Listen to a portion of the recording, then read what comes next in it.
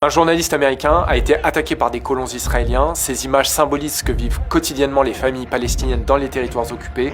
Je t'explique. On est dimanche 19 octobre dans le village de Tour Moussaïa, au nord-est de Ramallah, en Cisjordanie occupée. Le journaliste américain Jasper Nathaniel était en train de se rendre à une récolte d'olives pour un reportage quand il a été attaqué par une vingtaine de colons.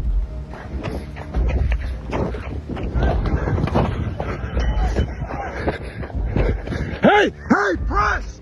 Press! Quelques instants plus tard, il remonte dans une voiture où il est encore attaqué. Here he is, Gary. Yeah, there it is.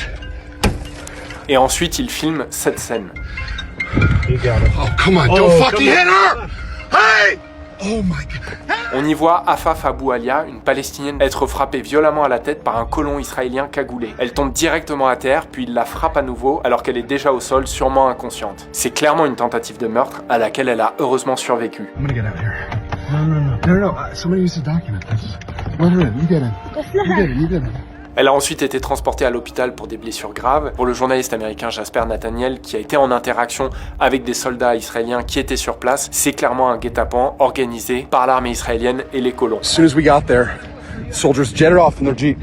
Left us alone with the settlers. Ce que vous avez vu sur ces images, c'est ce que vivent les Palestiniens tous les jours et particulièrement pendant la période de récolte des olives, où le nombre de ces attaques de colons explose. Pour vous donner une idée, cette année, la saison a débuté le 9 octobre et déjà 27 villages différents ont été attaqués. L'ONU a compté des dizaines d'agressions en seulement quelques jours dans ces zones.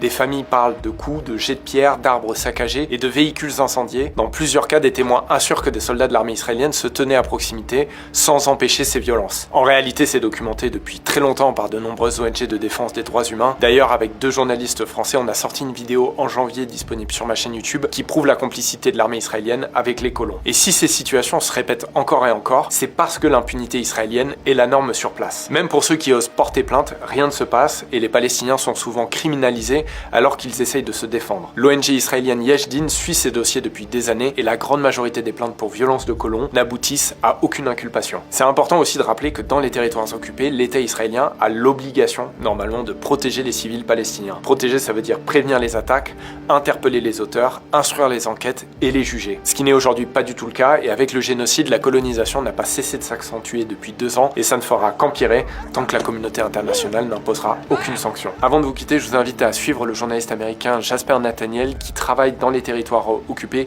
et qui documente la colonisation. Je vous mets des liens de ses réseaux sociaux en description.